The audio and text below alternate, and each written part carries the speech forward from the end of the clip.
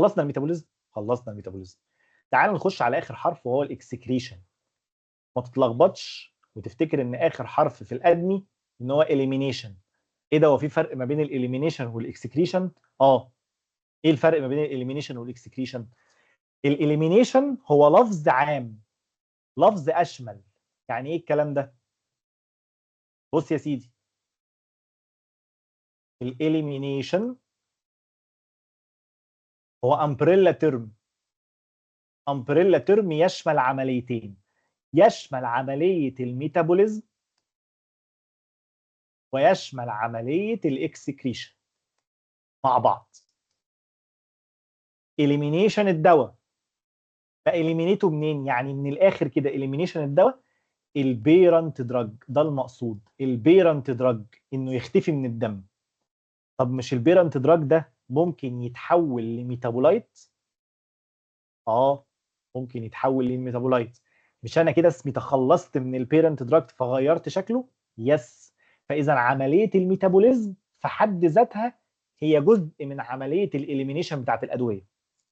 مهمه دي، مهمه ليك قدام في مواد تانية عشان انت تبقى راجل انت فاهم. الاليمينيشن مش زي الاكسكريشن. الاليمينيشن يعني حاجه اعم واشمل من الاكسكريشن. تمام؟ طيب، انما الاكسكريشن ده يا دكتور، الاكسكريشن ده يا عزيزي هو خروج الدواء من الاعضاء اللي بتخرج الحاجه من الجسم. انا ممكن اكسكريت ثرو ايه؟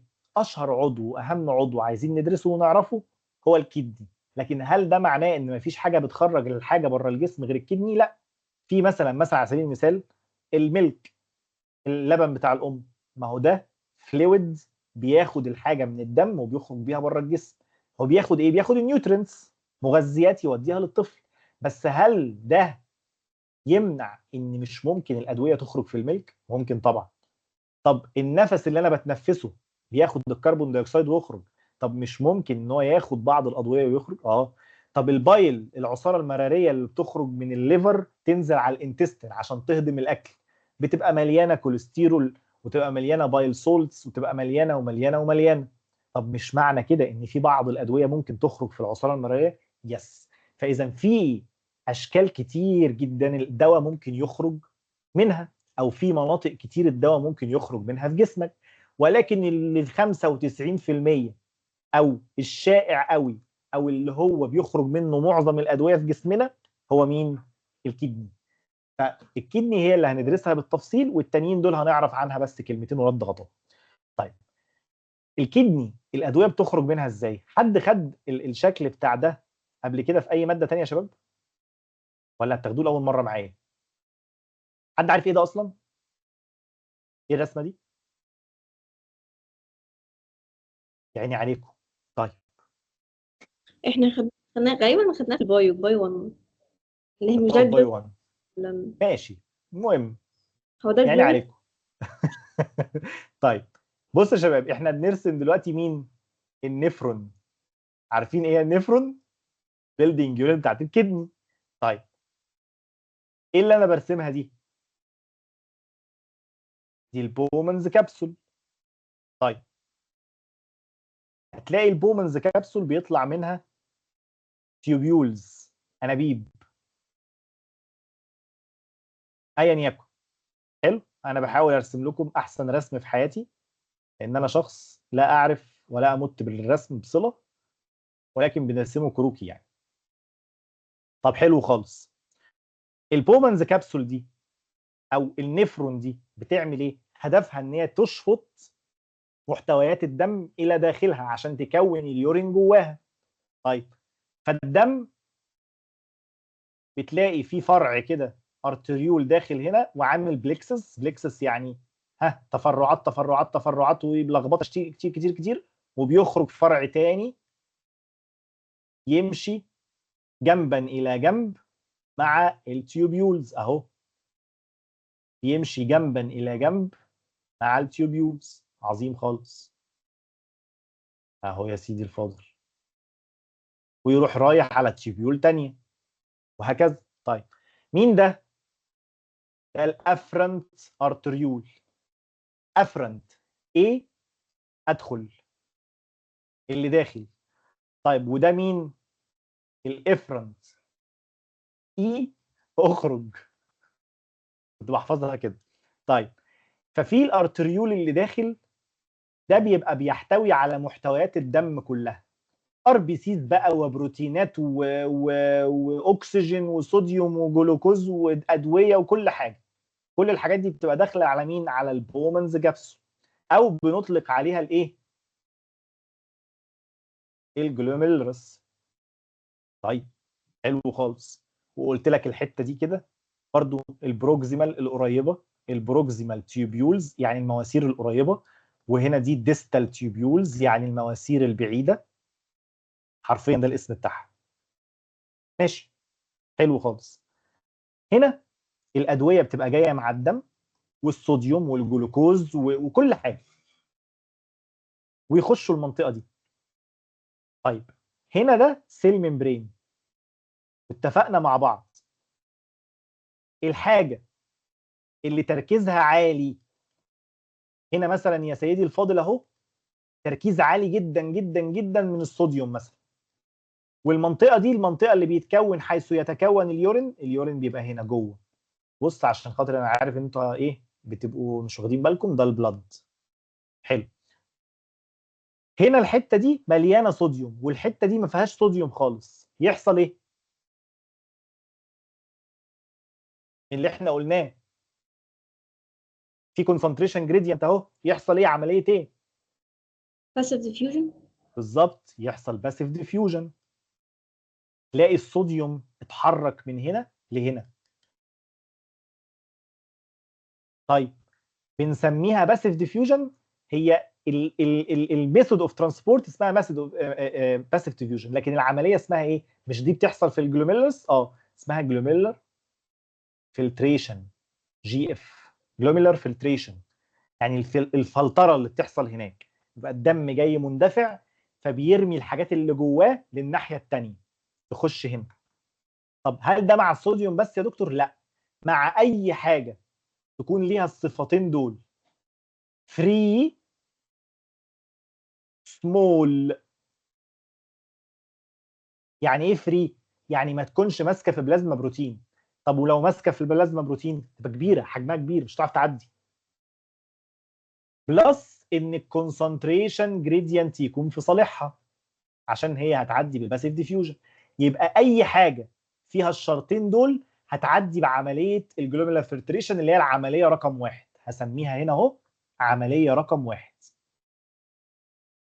طب العمليه رقم واحد دي ايه اللي بيتحكم في زيادتها ونقصانها؟ تبقى سريعه تبقى بطيئه؟ قال لك معيارين. اولا الجي اف ار، الريت، ريت دخول الدم.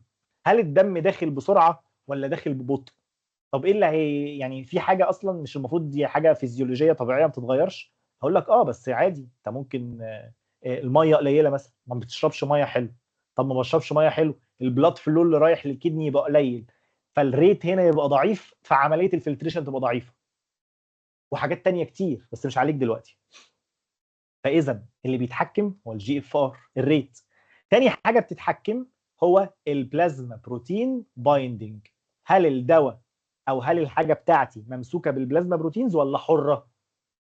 لو حره هتعدي، لو مش حره ما تعديش. طب حلو خالص، جميل. ماشي يا دكتور، الدواء بتاعي عدى، مفيش مشاكل. بس ستيل مش كله بيعدي، لان الدم بيجري، الدم عمال بيجري، فاكيد كل محتويات الدم مش هتعدي. ففي فئه من الادويه او بعض حتى من الدواء اللي ممكن يعدي ما عداش.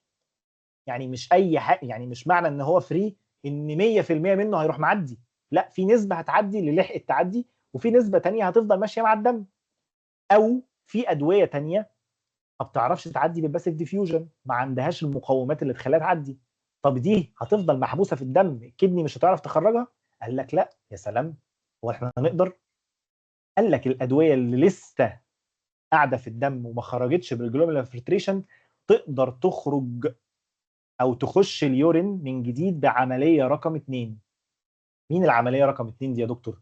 بيسموها على حسب مكانها بروكسيمال سكريشن او بروكسيمال اكتيف سكريشن.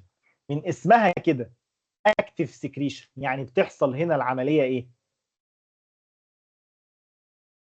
اكتيف ترانسبورت، يعني بنستخدم طاقة عشان نخرج الحاجة من البلد لليورين. عظيم جدا.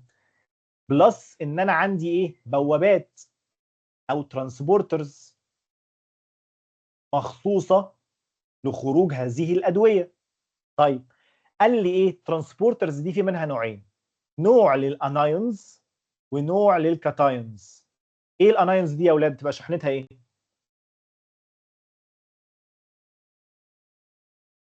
نيجاتيف ولا بوزيتيف يا عيال؟ نيجاتيف يا دكتور. نيجاتيف. انتوا نمتوا صح؟ طيب. أنا معاك. ودي بتبقى بوزيتيف، كاتايونز بتبقى بوزيتيف. طيب حلو خالص. فاذا في بوابات هتقفش الادويه النيجاتيف وتخرجها، وفي بوابات هتقفش الادويه البوزيتيف وتخرجها. طب ده باكد عليه ليه؟ باكد عليه عشان حضرتك لما تيجي تاخد كورس الدراج انتر اكشنز في فارما 3 العملي، هتيجي تلاقي خناقه، يقول لك الدواء ده السلفونامايد والسلفوناميورياز بيتخانقوا مع بعض، بيأثروا على بعض، ما ينفعش ناخدهم في وقت واحد. قول لي ليه؟ قال لك اصل الاثنين بوزيتيف والاثنين بيخرجوا من نفس البوابه في الكدنيز.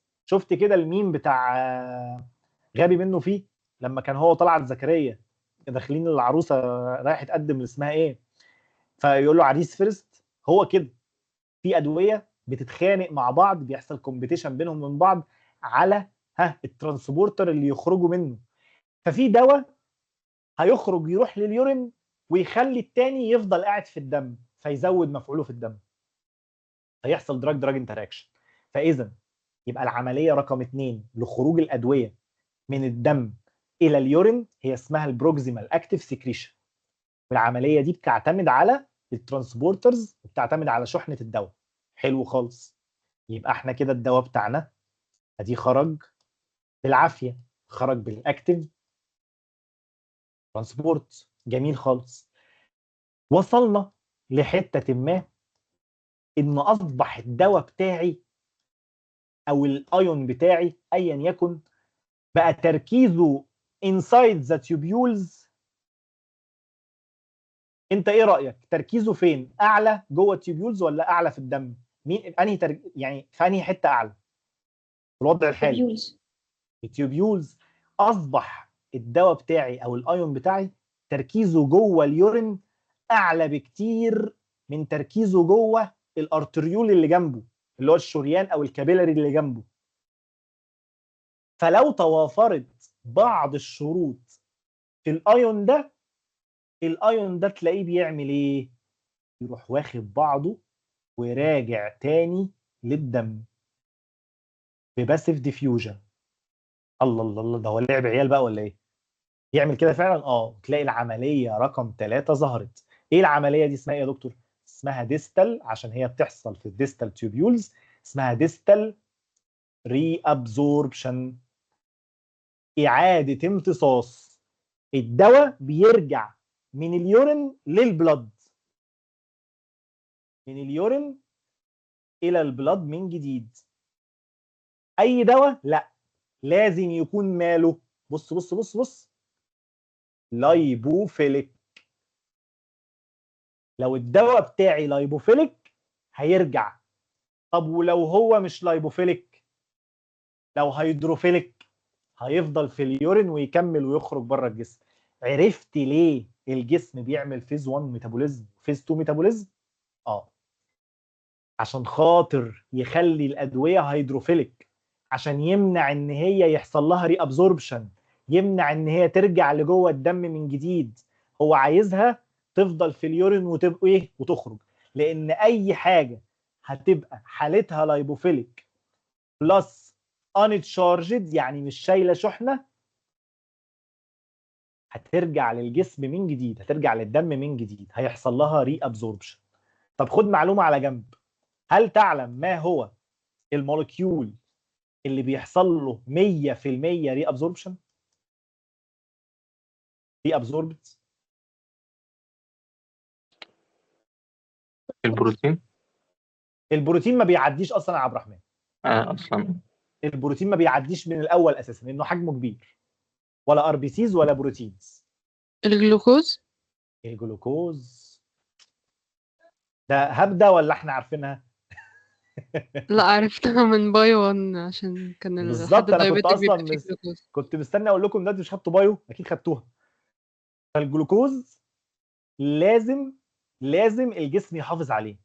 وعشان تعرف حكمه ربنا من وجود عمليه الري ابزوربشن، هي مش عمليه موجوده هبهزر كده، لا ده موجوده الهدف. ايه الهدف؟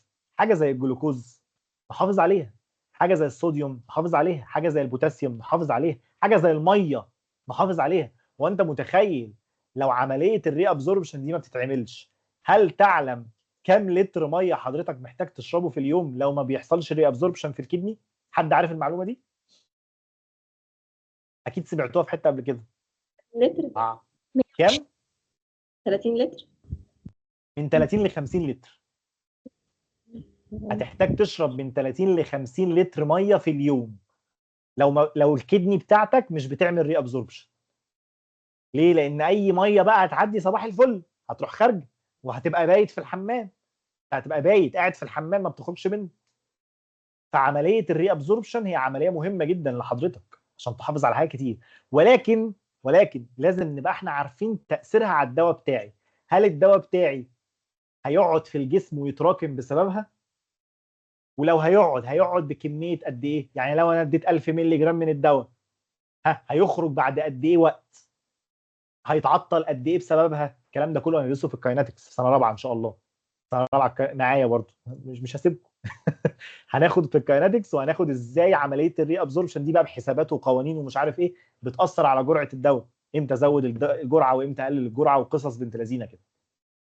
بس ده الايه؟ ده الاساس اللي عايزين نخرج بيه من دلوقتي. طيب حلو، فهمنا الثلاث عمليات.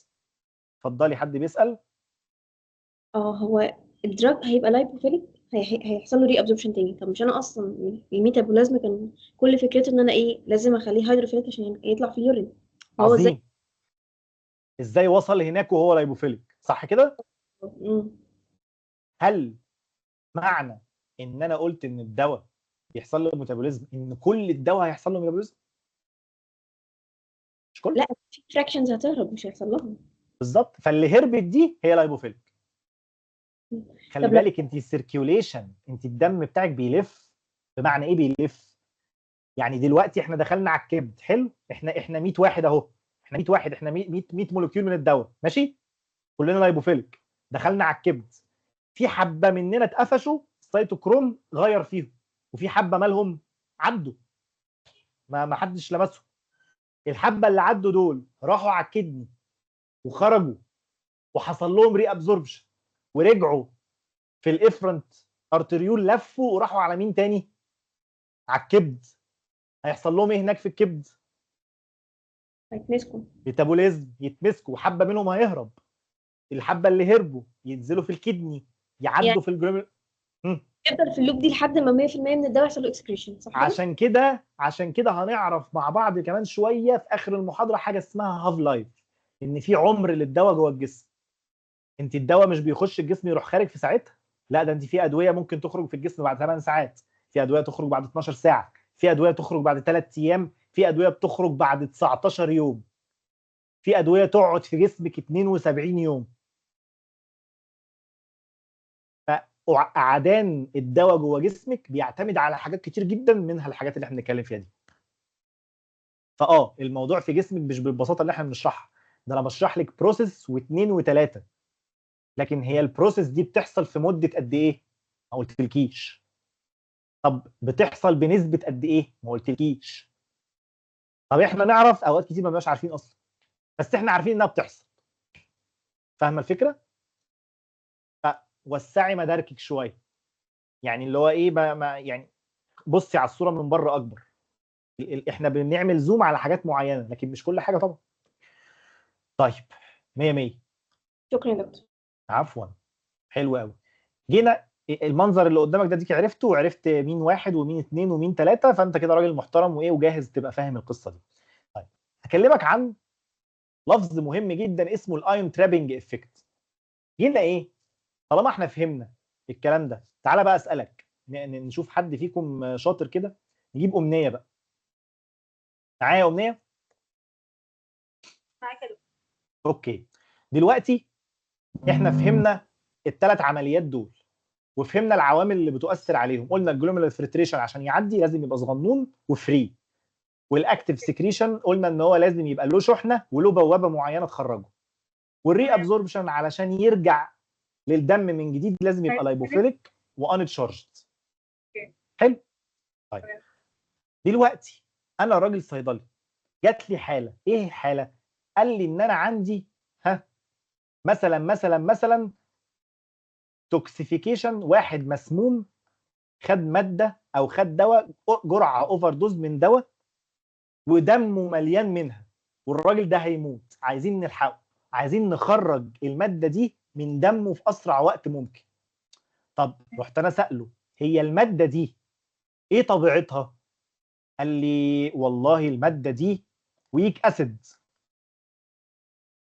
الماده دي اسيدك. حلو. طب يعني زي مين يعني يا دكتور؟ مش مشكله، هنعرف امثله كمان. فينوباربيتال يا سيدي، فينوباربيتال ده اسيدك ودم البيشنت مليان بيه. اقترح لي اسلوب يا دكتوره ان الويك اسيد ده يخرج من الكدني في اسرع وقت ممكن، حيث ان الماده دي بيحصل لها ري ابزوربشن للاسف، يعني حريقه ري ابزوربشن، يعني كل ما تروح للكدني تروح راجعه الدم تاني، كل ما تروح للكدني تروح راجعه الدم تاني. يا ترى ممكن اعمل ايه في اليورين علشان احبس الماده دي في اليورين وامنع ان هي ترجع تاني للدم؟ يعني لا الفيريشن ولا حاجه، ان انا اعمل يعني ايه؟ حاجه تعادل الشحنه اللي فيها ولا يعني هنلعب حلو. على الشحنه بتاعتها مثلا. اعمل ايه في اليورين؟ مش فيها، سيبك منها، هي اليورين هو اللي في ايدي. هل اقدر العب في البي اتش بتاع اليورين بحيث اغيره فخلي الحاجه الويك اسيد دي تتحول لشكل شارجد فتفضل قاعده في اليورين تاني؟ هو عشان يحصل ري ابزوربشن يا امنيه لازم الحاجه تبقى ايه؟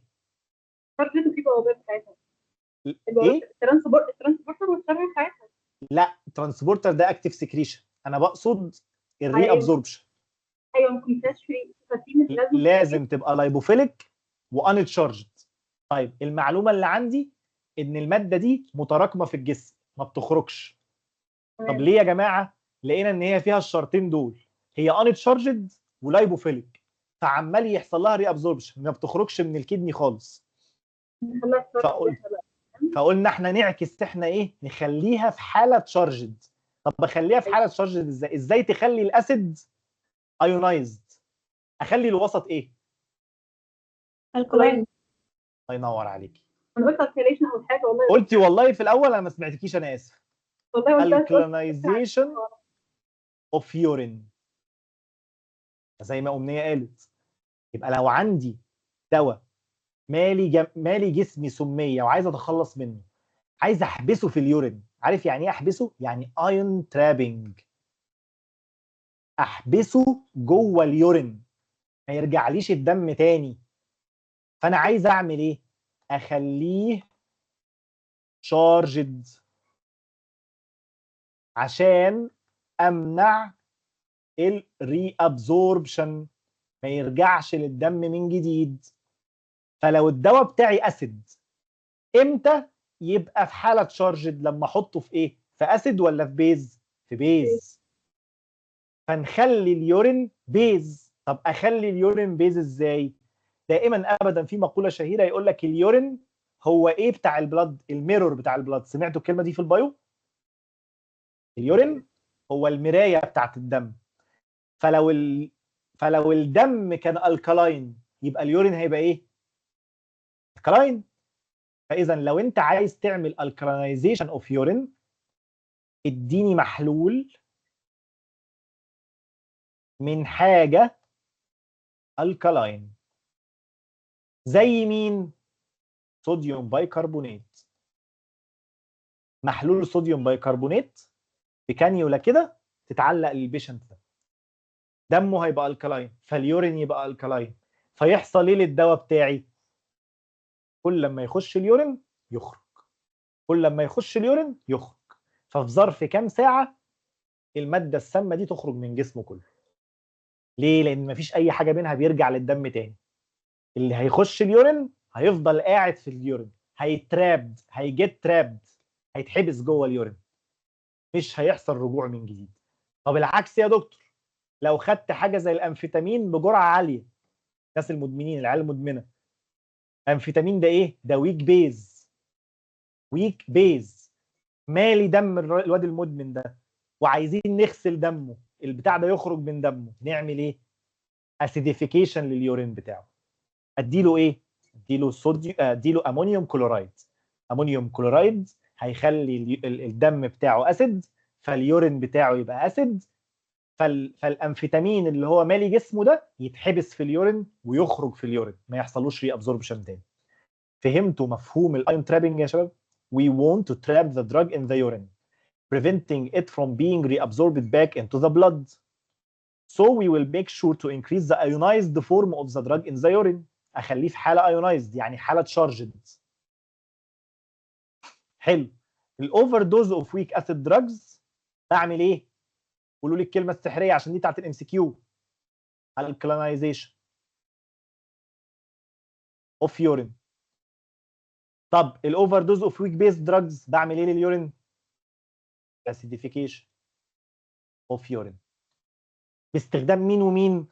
الكلينايزيشن هستخدم صوديوم بايكربونات، والاسيديفيكيشن هستخدم امونيوم كلورايد.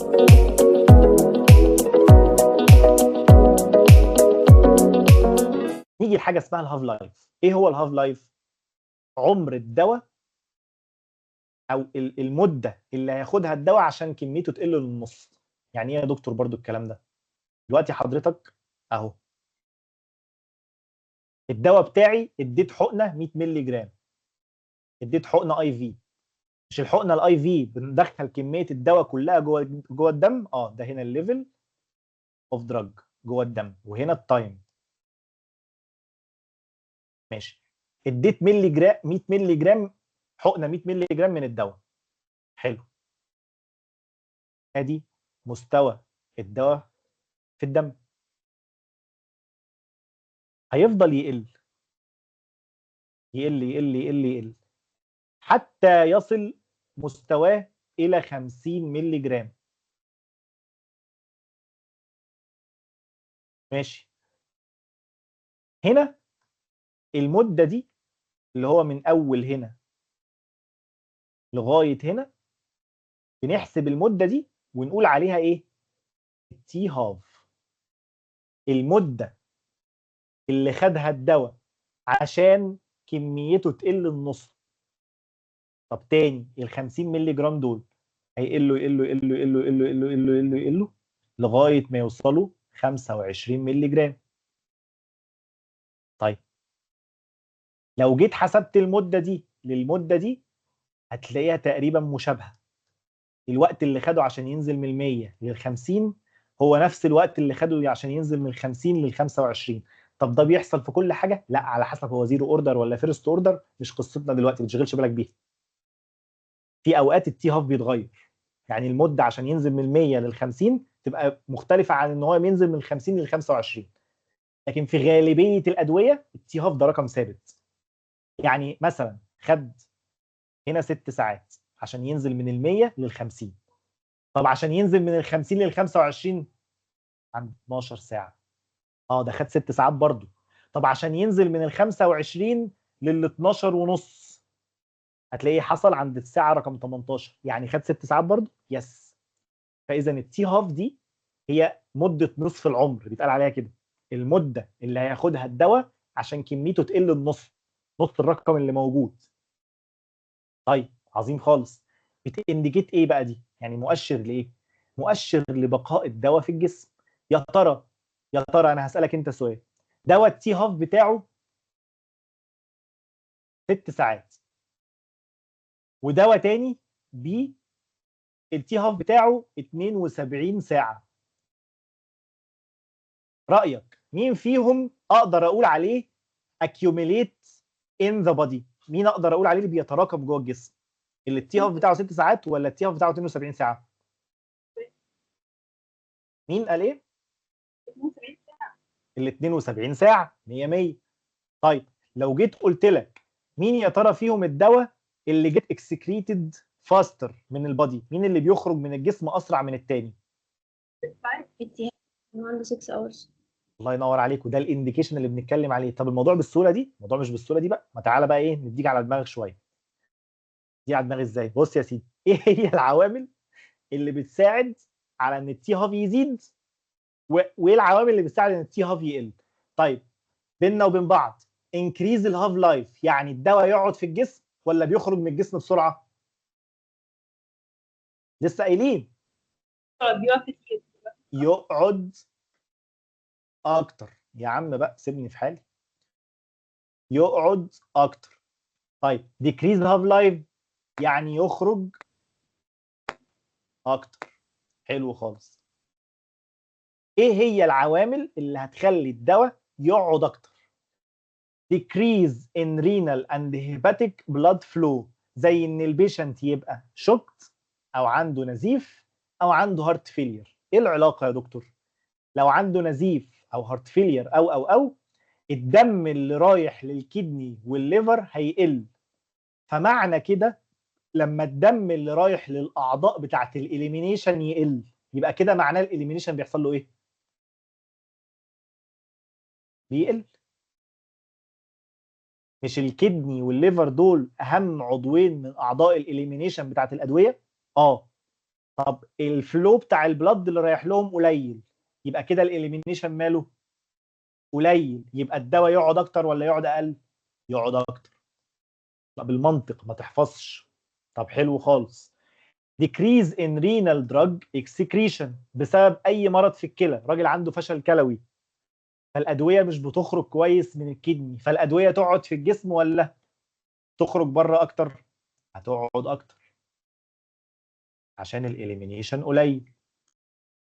decrease in metabolism، عندي مرض في الكبد liver disease، الكبد ما بقاش يعمل ميتابوليزم للادويه، فالادويه بقت تتراكم في الجسم او اليمينيشن قليل. يبقى نقدر نقول ان الثلاث اسباب اللي بيؤدوا الى زياده الهاف لايف هو ان الاليمينيشن بيقل. والله الاليمينيشن قل عشان خاطر الكدني بايظه او الليفر بايظ او البلاد فلو اللي رايح للكدني والليفر قليل. طب البلاد فلو اللي رايح للكدني والليفر قليل ليه؟ عشان شوك، عشان نزيف، عشان هارت فيلير. حلو. حلو. طيب factors that decrease the half life يعني هتخلي الدواء يخرج اسرع. increase in hepatic blood flow، الدم اللي رايح للكبد هيبقى اسرع. منطقي. decrease in tissue binding يعني الدواء ما بقاش يقعد في التيشوز، بقى يقعد في الدم، ما بقاش يسيب الدم، بقى قاعد في الدم بنسبه كبيره، فلما يقعد في الدم يحصل ايه؟ هيروح للليفر ويروح للكدني فيخرج اسرع. لكن الدواء اللي بيقعد في التيشوز لا، ده الهاف لايف بتاعته اعلى. ليه؟ لانه هربان من الدم، هربان من الاليمينيتنج اورجانز او الاليمينيشن اورجانز.